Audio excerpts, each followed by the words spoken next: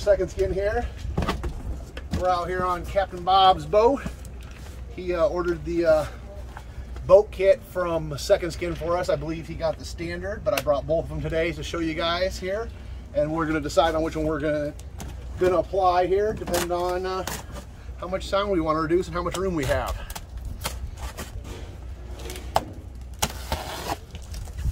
The boat, and of course, the boat kit standard is going to come with one giant sheet of Heatwave Pro. It's going to come with one roll of foil tape, a spray adhesive for the Heatwave Pro, a wooden hand roller for the Damplifier Pro, and the Damplifier Pro should be in this box over here.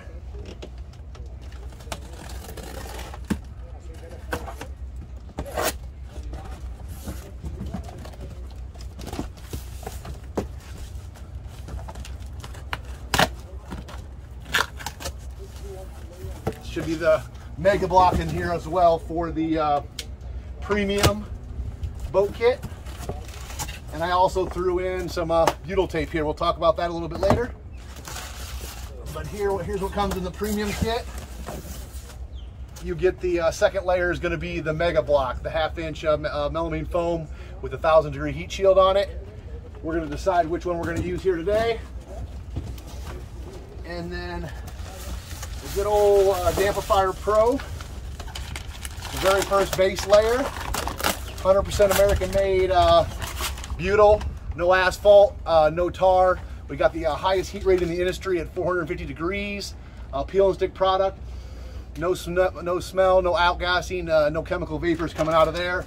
And each kit gives you the size you need. We have a 12 square foot kit, a 24 square foot kit, and a 36 square foot kit. And we will most definitely be able to meet the needs of most boats. If it's got a bigger boat than that, just reach out to us and we'll make you a kit of your own. All right, let's get to doing some installing.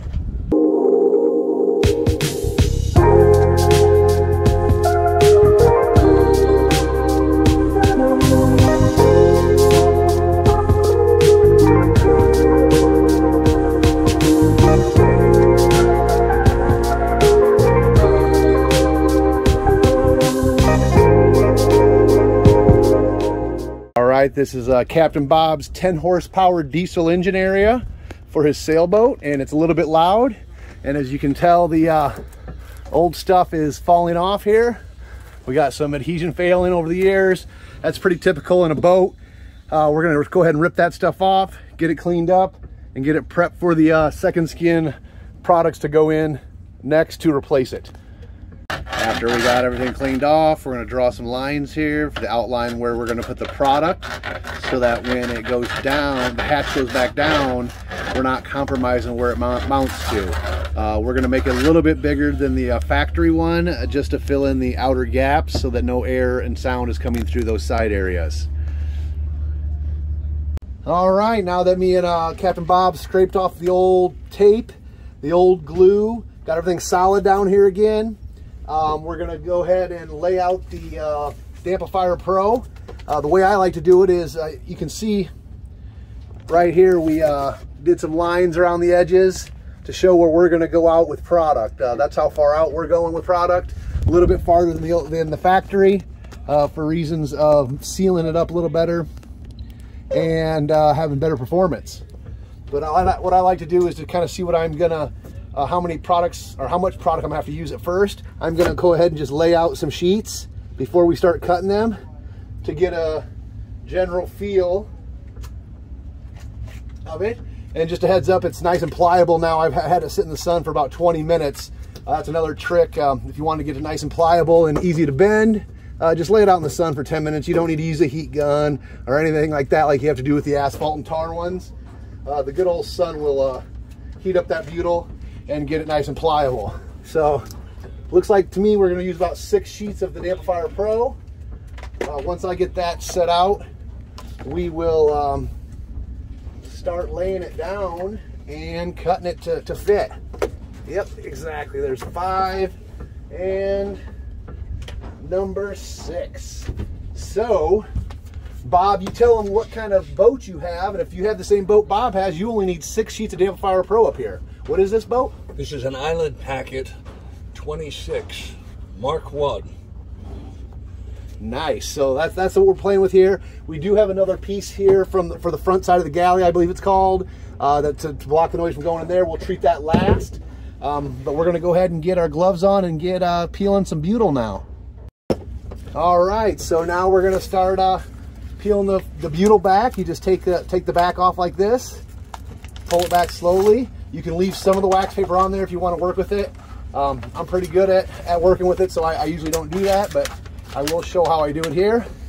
And then you want to just start with a corner down here. And then I don't know if I can see that on camera or not. But here, let's go. Dang it.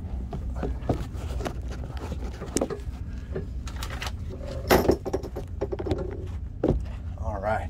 So then you just kind of push it down here with your hand, and then just kind of slowly keep pushing it down, and then pull the wax paper off.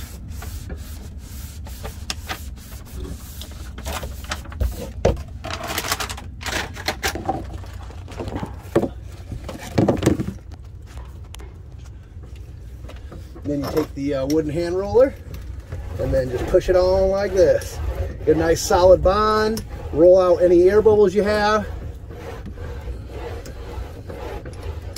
You want to bond this on here for life.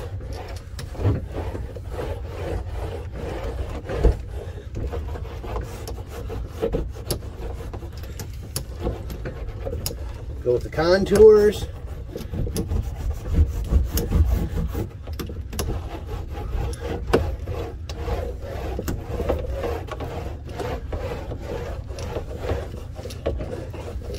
Good.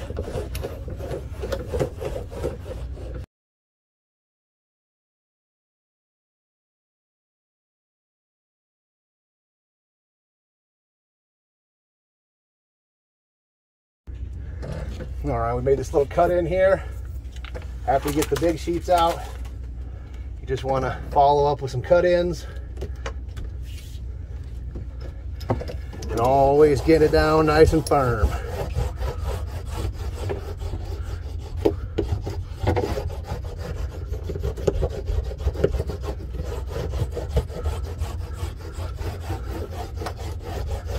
All right, we got layer 1 all coated with the CLD butyl tiles, Damplifier Pro.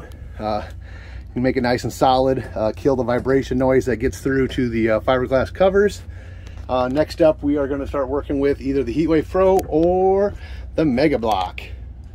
All right, we're going to put some vibration dampener on the access port that goes inside of the galley. Is that what it's called? No?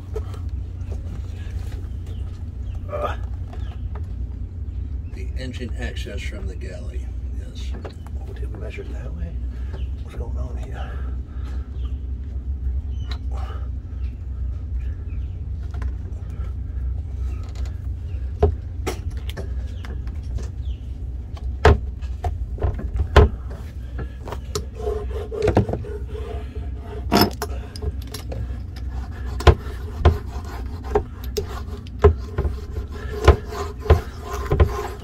All right, so we're putting the Mega Block on here. We got to make some relief cuts so that everything matches up nice and easy.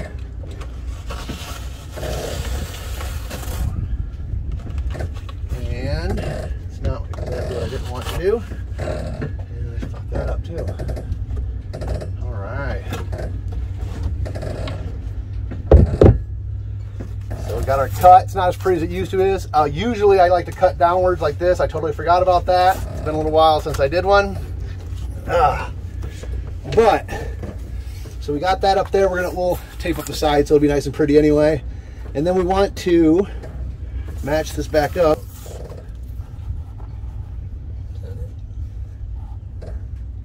There we go. All right. So that's the direction it goes. All right, here's a little trick. We get a lot of calls in about how super sticky this is and how hard it is to get the wax paper off. it can definitely be hard to get the wax paper off, but if you find, let me remember where I was at again. If you find an edge on the wax paper, this one's not going to work too good. And what you do, so this one's already actually going to work real good. So it's already separated. What you want to do is take the razor blade and hold the glue down with the razor blade. Do not stick your finger on that side because it will stick to you. This foam is super sticky. It will stick to you for life. You'll have foam fingers and you'll have a bad day. See how I'm holding the glue with the razor blade? That's the best way to take it off.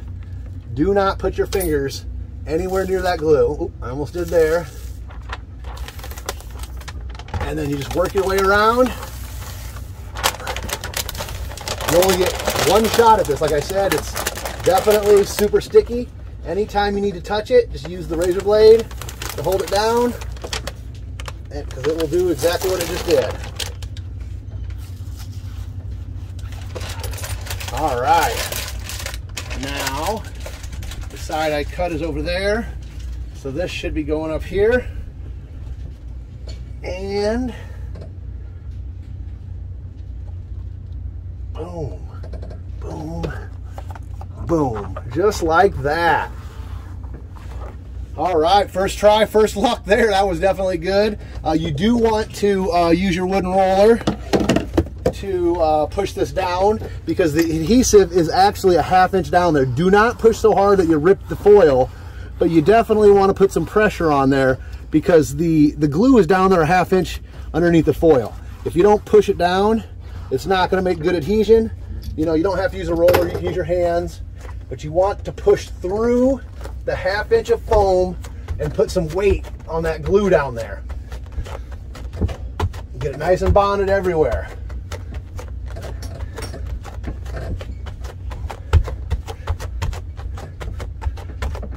This 1000-degree heat shield is amazing, but at the same time, you have to push through it to get it to bond.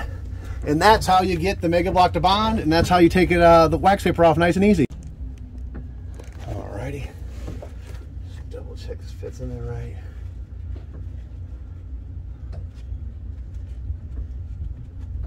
Alright, that's gonna go like that, and bam, damn, that's good. That's nice and easy.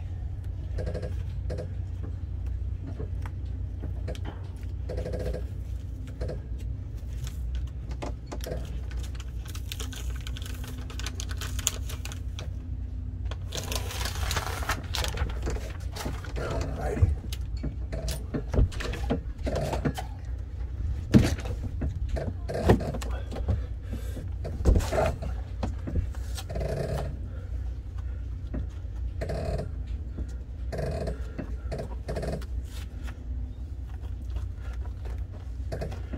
And that is what happens if you touch the glue, people. And I barely touched it.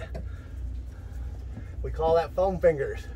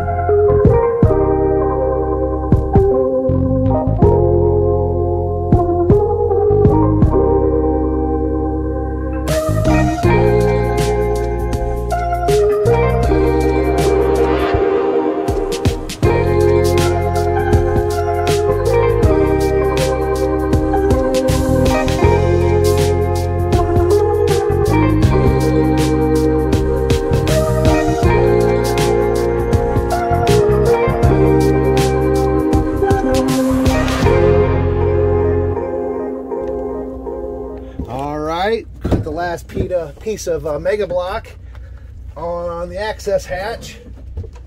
Get it pushed down nice and tight so it bonds for life.